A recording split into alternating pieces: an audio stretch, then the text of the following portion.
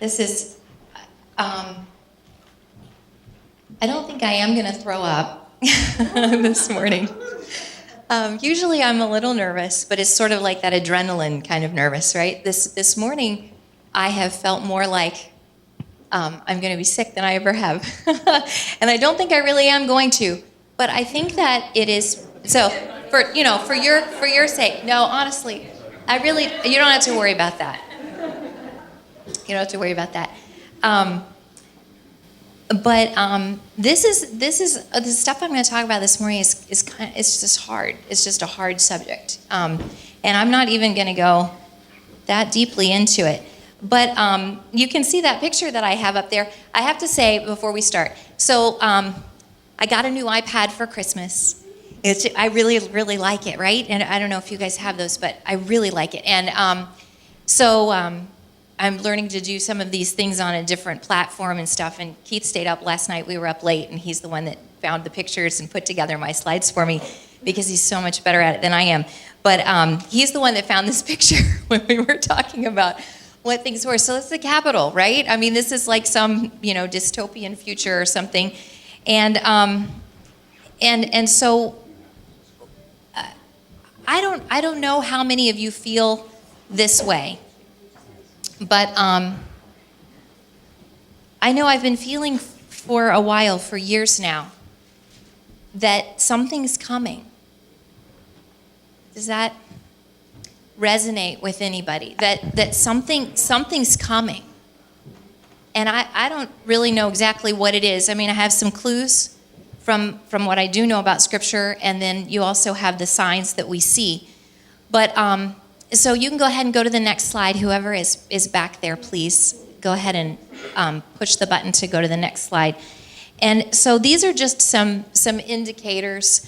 And we're going to talk about this some. I thought about putting slides together for a lot of these things, these stresses and tensions that we feel in the world now. But frankly, I'm so sick of admiring the problem, if you know what I mean. We hear about all of these things. So we're going to go through this, just a little bit. The economic stress that seems to be building, the trillions and trillions of dollars in debt that our government has taken on. And then when you add in the things that are mandatory spending, the Social Security and other things that are going to come due in addition to just the debt, that the money that we have printed. Okay, anybody with me on this? You get it? You know what I'm saying, right?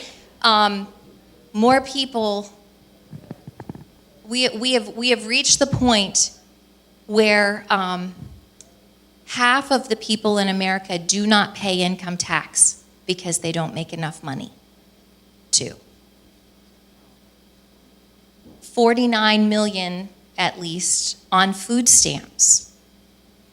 How many of you have had your hours cut at work because if you work over 30 hours a week, you have to get full-time health coverage because of changes in the government, right? Or you know people like that. Massive student loan debt. How many people are graduating from college and they have the equivalent of what would be a mortgage on a house that they owe? Okay? And there are more. If I said to you, turn to your neighbor and talk about this some more, you'd come up with more, right? These are real issues that it just feels like it can't go on this way. Then we have the cultural division, which the Supreme Court just legalized gay marriage. We've had those abortion videos that are horrific. I haven't watched very much of it because it's just sickening to hear people talk about selling body parts of babies. That is something that should not happen, certainly in a developed country, should it? The divisions that we feel between people, this identity grouping up, like the identity politics where I can't listen to you because you're black and I'm white, or you can't listen to me because I'm white, or you can't listen to me because I'm a woman and you're a man. Do you know what I'm talking about? This division, this feeling that things are so separated and that we just can't go on this way, right? Okay. The government intrusion, just the massive regulations and the loss of freedoms that we feel. I'm 50 years old, so I was born in the mid-'60s, and when I was born is when a lot of these things really kind of started. Those of you that are older than me can remember when it was different. How many of you can remember when it was different than it is now, right? I can remember some of when it was different, but I've been swimming in it my whole life. Do you understand what I'm saying? If you're under 20, think what your experience has been. Think what it's been for the people under 20 that have lived in this the whole time. Where we're so separated, it's so different. And the idea that there is no solid right and wrong anymore. I remember when it wasn't like that. But there is no solid right or wrong anymore. Even down to the point of, if you are born in a female or a male body, that might not even be hard and fast anymore. There is no hard and fast, this is definitely this way. Is this right? I mean, are you getting this? Okay, you're all looking like, oh, this is bad, okay? This is hard, right? Okay, and then the last one is the terrorism that we're dealing with, and the very, very real threat of war. And the feeling that that the people that are in charge are not doing what needs to be done. I recently read a book, it was a bestseller, it's called In the Garden of Beasts. It was about the American ambassador to Nazi Germany in the 1930s. And America had sent him there in order to get along with the Nazi government. Hitler had just, arisen as chancellor, and it was still kind of new, and he didn't have as much power as he eventually amassed. But the American ambassador became more and more concerned with the things that he saw there. But the American government really just didn't want him to make any waves so that he could get Germany to pay back their war debts. There are some similarities. The people in charge in the 1930s, it wasn't just Chamberlain in Great Britain that was negotiating with the Nazis and feeling like they could do business with them somehow. I feel in a very real sense that we are feeling that way about the terror that surrounds us, that we can somehow appease, compromise. And this threat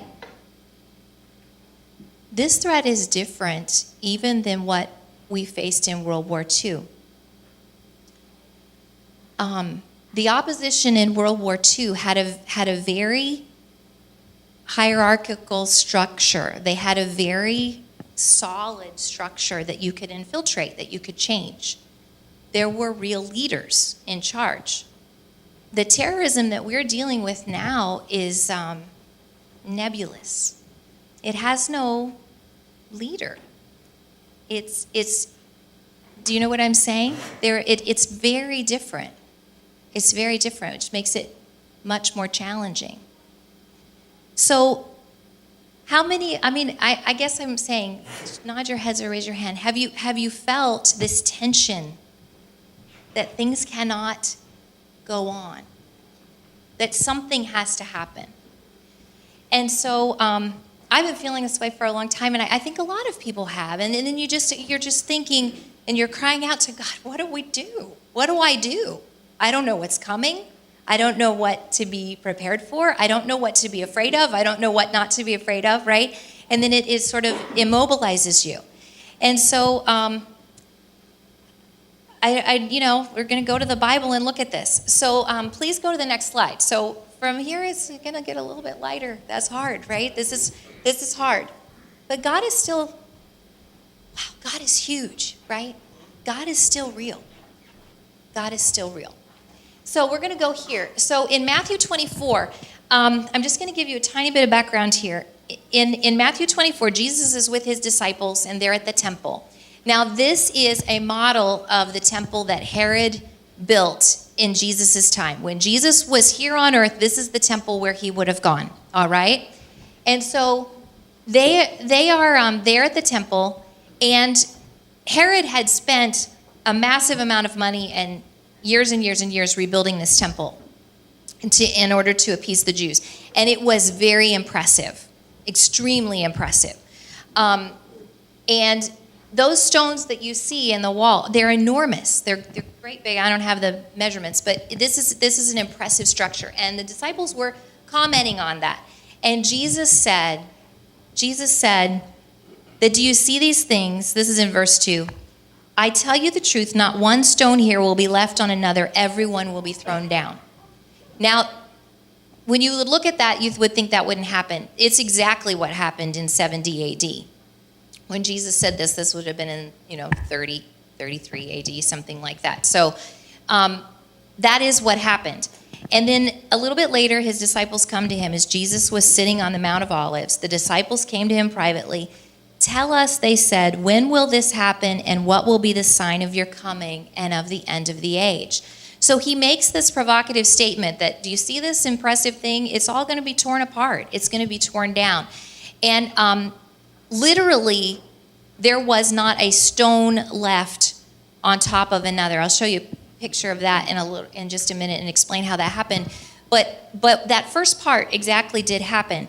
And so then let's go ahead. And then in verse 4, Jesus says, watch out that no one deceives you. And then he's going to tell them some things that are going to happen. And so you can go ahead to the next slide here. I think we have verse 5. No, we don't. Okay, that's all right. Keep going. We're good there. Just stay where we are. For many will come in my name, claiming I am the Christ, and will deceive many. That's verse 5. Verse 6, you will hear of wars and rumors of war, but see to it that you are not alarmed. Now, we hear of wars and rumors of war, certainly, don't we, right? But see to it that you are not alarmed. Such things must happen, but the end is still to come. Nation will rise against nation, and kingdom against kingdom. There will be famines and earthquakes in various places. All these are the beginnings of birth pangs. So I got it. Sorry, I went out of order just a little bit. So let me tell you about this, and then we'll talk about the beginnings of birth pangs.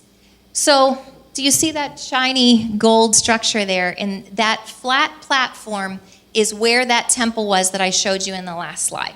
Okay, that was where Solomon's temple and then Herod's temple that replaced it in Jesus' time. In 70 AD, there was a revolt among the Jews against the Romans. And the Romans came in with brutal, overwhelming force, and they set fire to things. They surrounded Jerusalem, and they set fire to the temple and destroyed it. Now, it wasn't just that the fire destroyed it. What happened was the inside of the temple was overlaid with gold. If you read about how it was made, it was overlaid with gold. And when they set fire to the temple, the gold melted and ran down. And when the soldiers saw that, they literally pulled apart and pushed the stones so that they could get at the gold. And that's why, literally, there was not a stone left on top of another of that impressive temple. And that happened in 70 AD. You might have heard of Masada, where there were the few Jews that were remaining went to this mountain fortress and they made a stand, and they all died in 73 AD, and that was really the end of that. But this golden structure that is there now is the Dome of the Rock, and it is a Muslim mosque. Muslim belief is that Abraham ascended to heaven from the rock there's a black rock that's in the middle of that, and then so Islam starts about 600 years after Christ, and so they have taken over and they can control that Temple Mount. even now. This is a modern picture.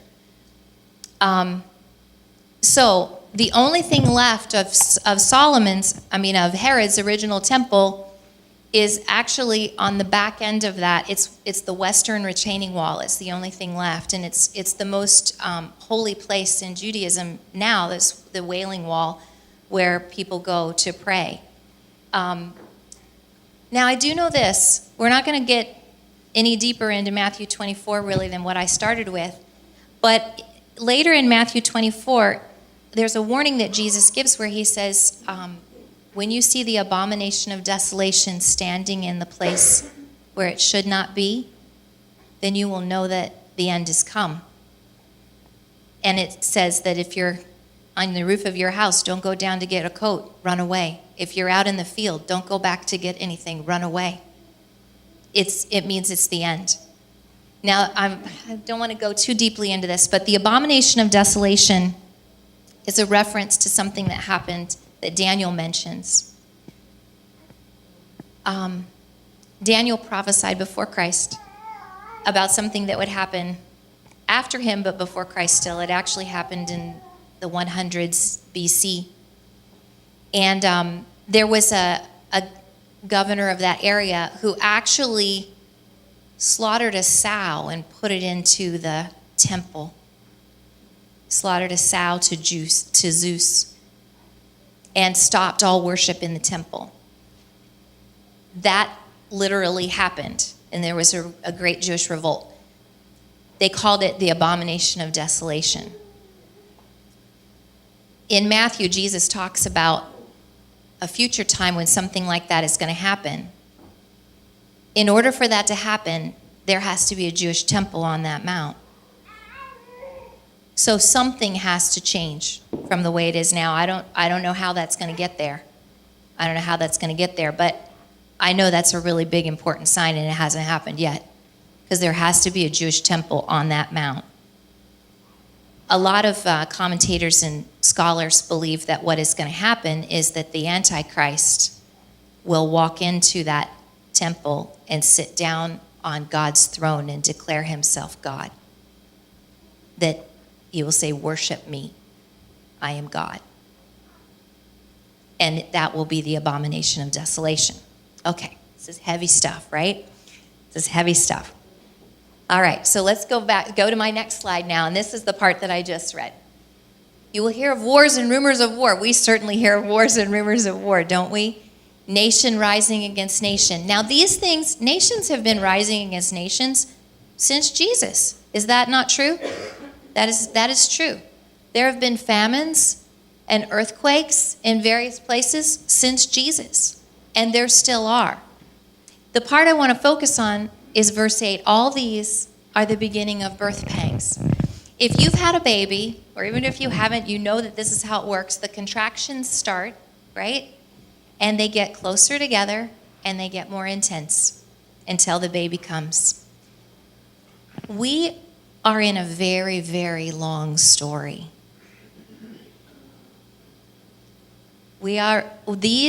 Those birth pangs started in Jesus' time. Would you say that they've increased in strength and frequency? I would say so. Jesus says it is not the end yet, but it is a sign that it's coming. So I think that we are there have always been wars. There's always been rumors of war. What is different now is I can't think of a place on the earth where there is not really a threat of terror right now. There have always been places where it was dangerous to go. But that's different. That's different than it's been.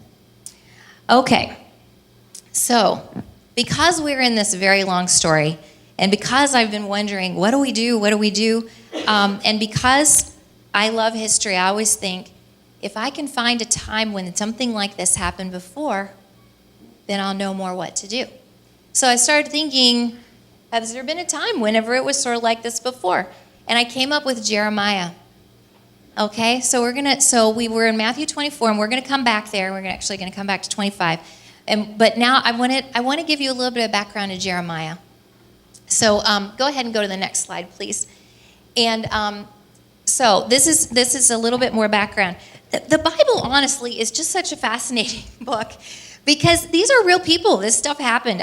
Sometimes I think people forget that that the Bible is real. I mean, it's not just a bunch of stories. These are real people. This happened. This really happened. And God really did these things with these people. And so we're going to look at this. So how many of you have heard of King David? Raise your hand. You know King David, right? Fought Goliath and all of that. Well, the king before him was Saul. He was the first king. Then there's King David. And then King David's son, the next king, was Solomon. You've heard of Solomon, right? Most of you have heard of Solomon. Okay. King David lives at about 1000 BC.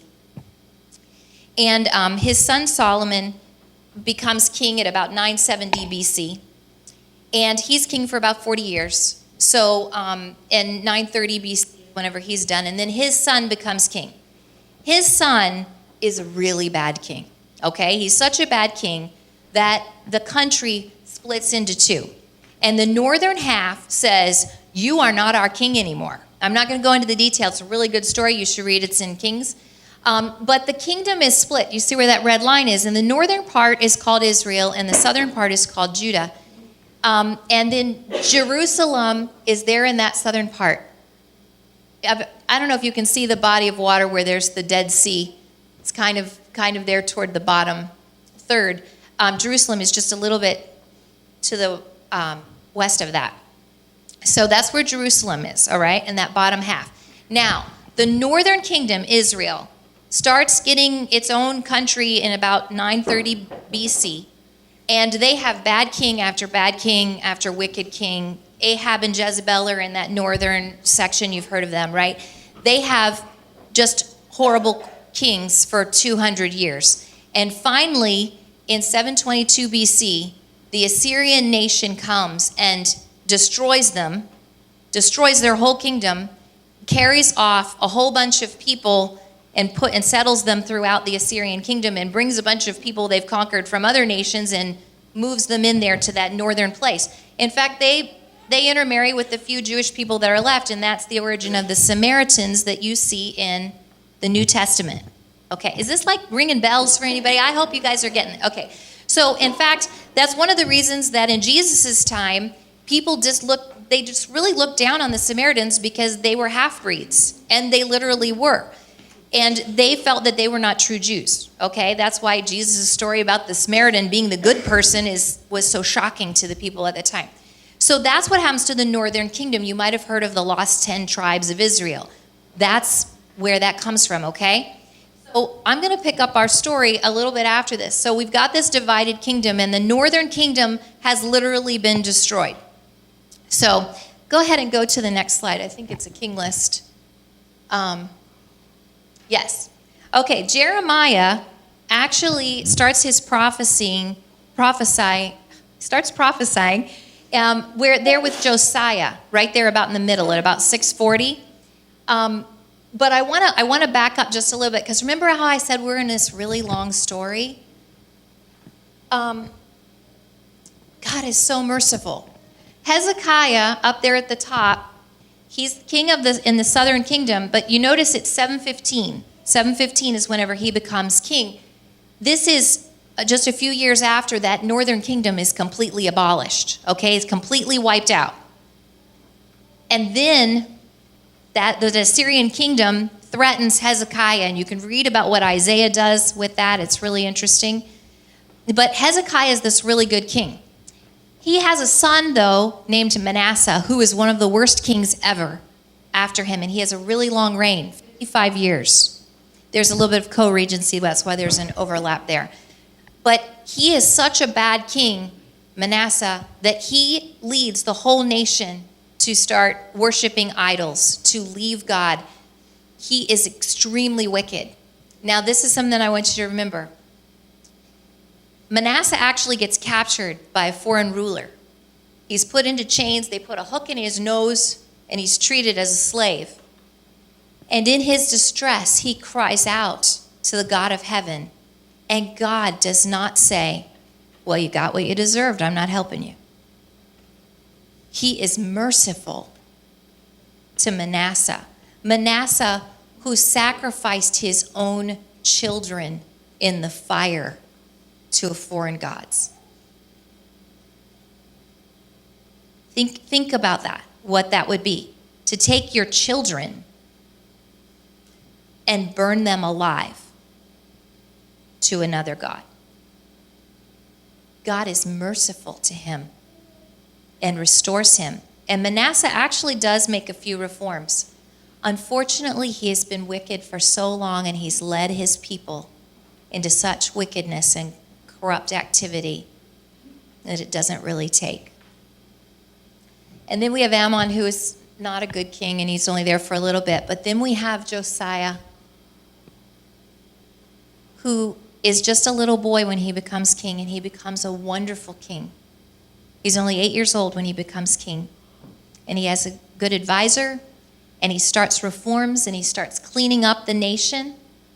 And I don't remember exactly how old Josiah is whenever they're cleaning out the temple, because there's all this rubbish and trash and idols in it to other nations in the temple. And they're cleaning out the temple, and they find the book of the law.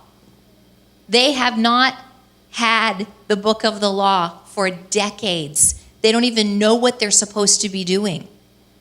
And Josiah is so upset, and when he reads what God says, what he requires, he says, what are we going to do?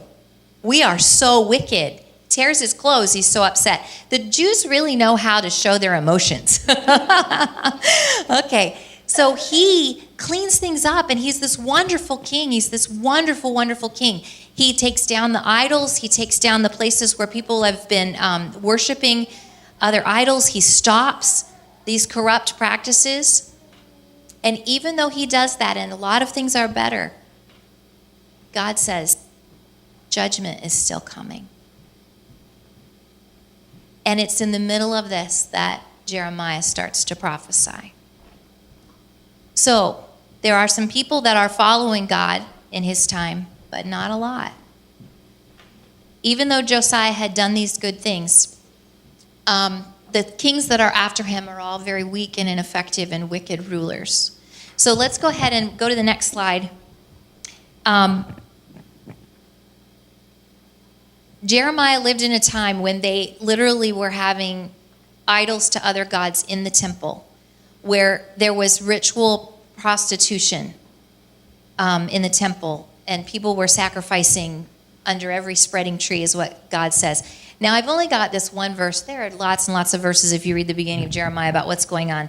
But God is having an indictment against them. My people have committed two sins. They have forsaken me, the spring of living water, and have dug their own cisterns, broken cisterns that cannot hold water.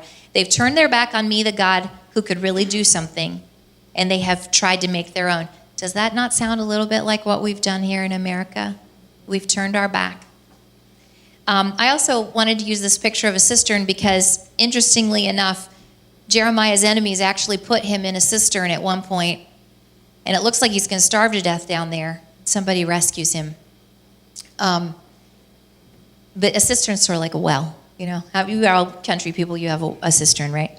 Okay, so now, in the midst of all of this corruption and wickedness, and there were also prophets who were saying, God is not going to destroy us. God's not going to punish us. His temple is here.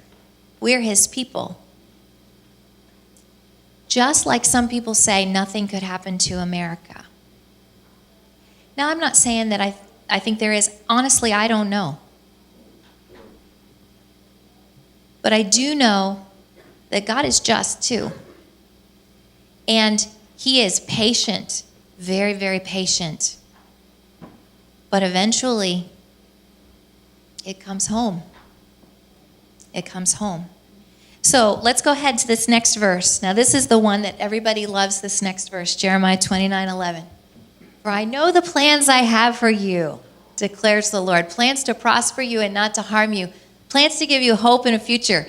You all know this verse, right? How many of you have it? Or, you've got it on a little card, or it's on a plaque, or it's, right? I mean, have we not seen this a million times? Okay, now, this is the part that I think is so interesting. In After Josiah, the next king, the Assyrians are not the big scary people anymore. The Babylonians come in and they conquer the Assyrians. And in 605 BC, the Babylonians come and they take a whole bunch of people from Judah, from Jerusalem. In fact, that's how Daniel ends up in Babylon in King Nebuchadnezzar's court. These people are deported. They are sent to this other country. The best people, the educated ones, and the princes and the royalty. This verse comes from a letter that Jeremiah writes to those people that are in captivity in a foreign land. He says, God still has good plans for you. He says, you're going to be there 70 years. He says, settle down there, get married, plant a garden. Pray for the peace of the people that are ruling there so that things will go well for you. But he says, I haven't forgotten you. This is hopeful to me. This is much more hopeful than this being just some happy verse that God's going to make everything work out. Because if in the midst of exile in a foreign nation, God is still there holding things, then he will hold us. Okay? I don't know exactly what's going to happen, but I do know that God is merciful. He was merciful to Manasseh when he didn't deserve it. He has been merciful to me when I have not deserved it. And he can be merciful to America. Is that not that so? That is so, right? So he says they will be there for 70 years. And it's actually, Daniel reads this later, and you can read about that in Daniel, that he says you're going to be there 70 years. Okay. Oh, gosh. Let's go to the next slide. I also have read this very, very interesting book. I've talked to some of you about this, called The Fourth Turning. And it has this idea that history is not just linear. It doesn't just kind of march on and march forward, that it also goes in cycles. And I think that we know this instinctively. We have the seasons, right? Every year we have the seasons that turn, but yet the year goes on. Does that make sense? So we have things that come around. Women's hemlines go up and down, right?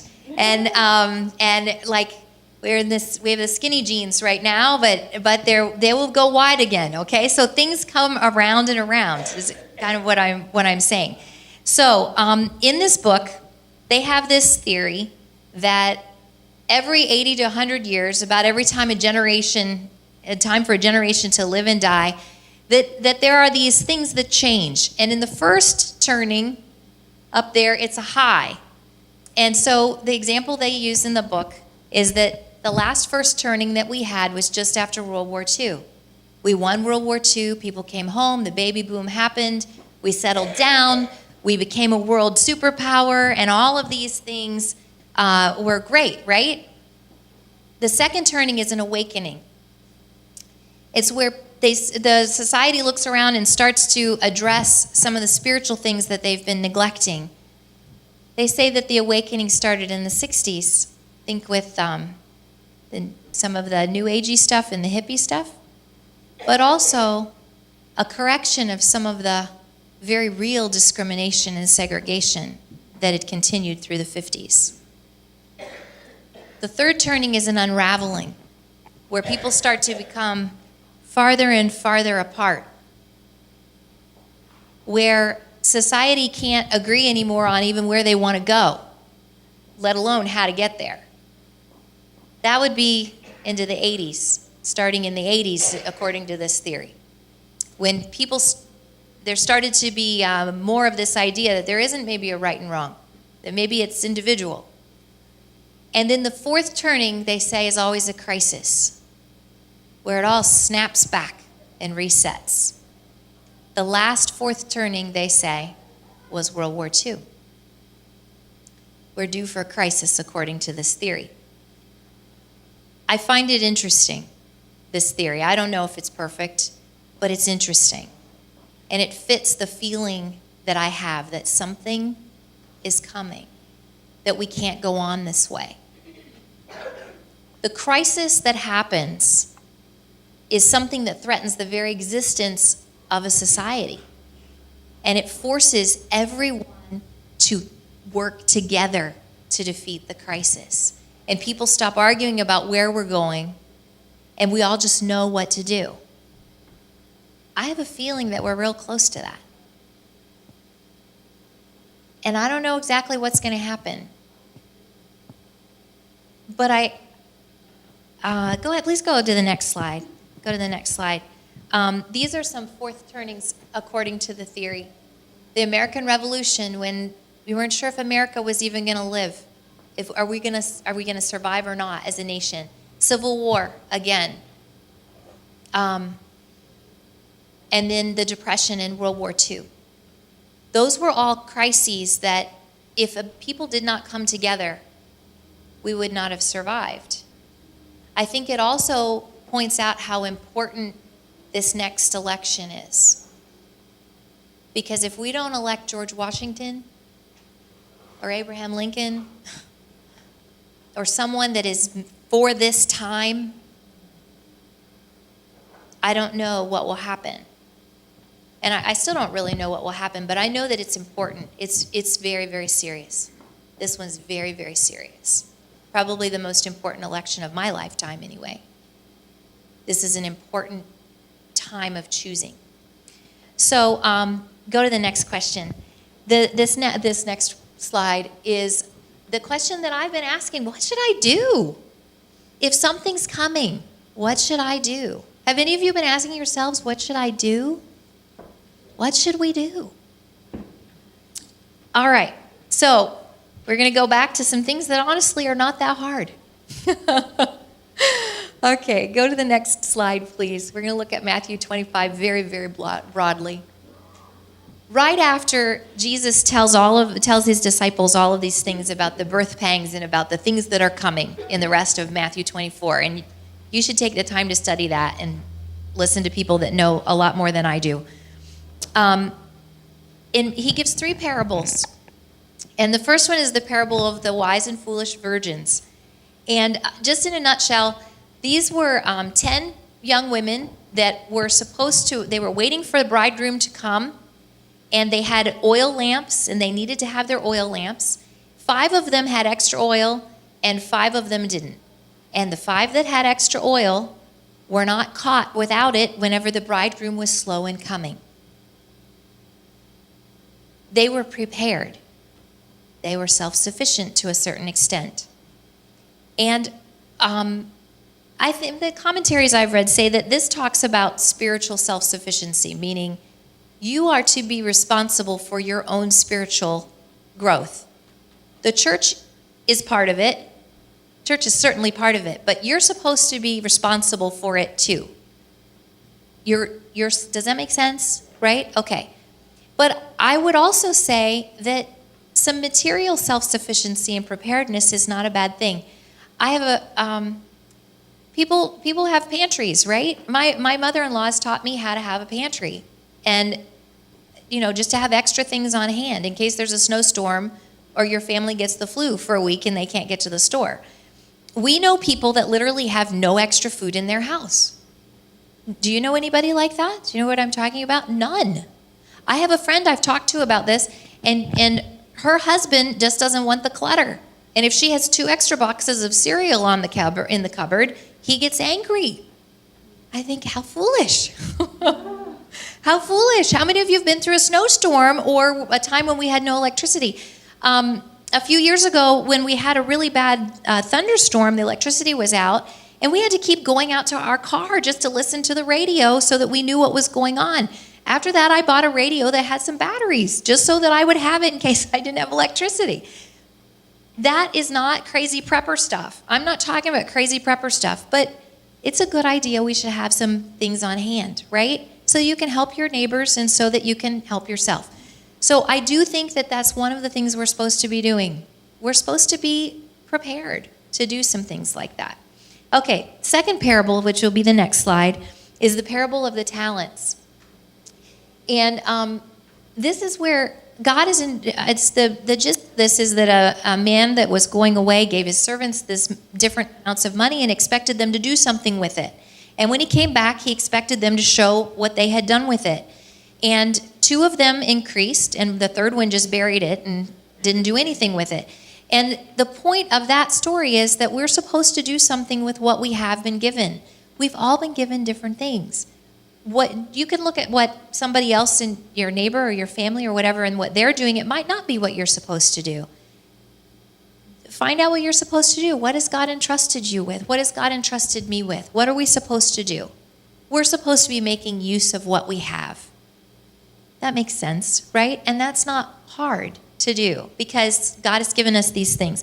And then the third one, please go to the next slide, is the parable of the sheep and goats. And in this one, Jesus comes back in his glory and he sorts out the people. And to one group of people, he calls the sheep and he says, come with me to your eternal reward because you fed me when I was hungry and you gave me water when I was thirsty. You clothed me when I had nothing. You invited me in when I was a stranger. You visited me in prison. And they said, when did we do that for you? And he said, when you did it for the least of these, right? For my brethren. He said, we did that. And then there is a punishment for the people that don't. So we are supposed to take care of ourselves. We are supposed to use our talents. And we're also supposed to take care of other people. We're supposed to do all of those things. We're not all supposed to have a food pantry. Some of us are. So we're not all supposed to, to work at a homeless shelter. But some of us are. But we all have different things that are important to us. And so this is the answer that I've come up with. What should I do? I don't think it means that I have to have 5 years' supply of water or figure out how to bury gasoline tanks in my yard or things like that. But I do think that we should be wise, that things happen.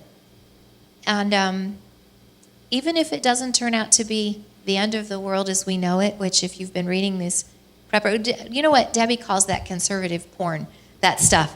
It's easy to get online and read all of that stuff. And I'll admit, I read it, sometimes too, all this, what's going to happen with the end of the world, right? But all of these parables have something in common. There is a king or a leader who is going away, and he's coming back. And that's what happens at the end of this story. Jesus is coming back. We've not been left alone here in this.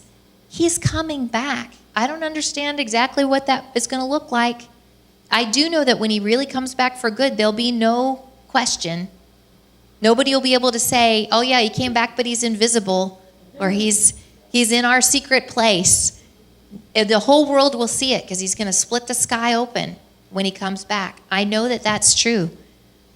So, one more little bit. Almost the next slide. One more slide. 2 more slides. What are we supposed to do? Those things. What will God do? This is a promise he gives. If my people who are called by my name, he's not waiting for the people that don't believe in him to do this, will humble themselves and pray and seek my face and turn from their wicked ways, then I will hear from heaven and I will forgive their sin and will heal their land. We certainly have things we need to repent from. But if God can forgive Manasseh, who killed his own children, he could forgive us if we're humble. He may yet delay. He may yet turn. We don't know. But he is merciful and good. And he is coming back. Those words are really popular too. You see those a lot. Those were actually given to Solomon when he was dedicating his temple. Before Israel had even split into 2, before they had gone astray, God said, when you go astray, and these things happen, if you will turn, I will protect you. I will come back. I will be merciful. Last slide, please. There we go, right? He is coming back. Oh my gosh, this has been hard, and you all look so sad, and you all look really depressed, and I am too when I think of all of the things. But I didn't put this in the message, but in Psalm 2, it says, why do the nations rage? Why do they think that they can do these things against God? God is above it all, looking down and laughing. God is above all of the nations. He holds the king's heart in his hand, and like water, and he can turn it like water in his hand. I hear Stacy praying for President Obama's heart to be churned like water. God could do that, couldn't he? He knew how to humble Manasseh. He knew how to humble King Herod. He knew how to humble Nebuchadnezzar when he thought he was God. Could not God do that? Could he not humble us if we will let him? It doesn't have to be doom and gloom. I don't know exactly what's going to happen, but I know that God is trustworthy and he is good. And that there is hope. There is hope. Oh my gosh, there is hope. Because if we fall into God's hands, he is merciful and good. So let's do that. Let's do that today. Oh, all right, let's pray. Oh, let's pray. And the band can come up. Oh, Lord, we throw ourselves on your mercy. We beg you to save us and to save our land and to save our churches and to save our children and to save your people. We beg you to be merciful, even though we do not deserve it. But you are good and you love us. And you have amazing things for us to do. You promise that. You promise that you will hear us if we will turn and cry out to you. And so we are doing that today, and we are going to keep doing it. And we ask you to protect us from the evil one. We ask you to empower us to stand and to do good and to hold on to the truth that you have given us. And we thank you for your goodness and for your promise that you are coming back and that you have conquered all of these things. In Jesus' name, amen.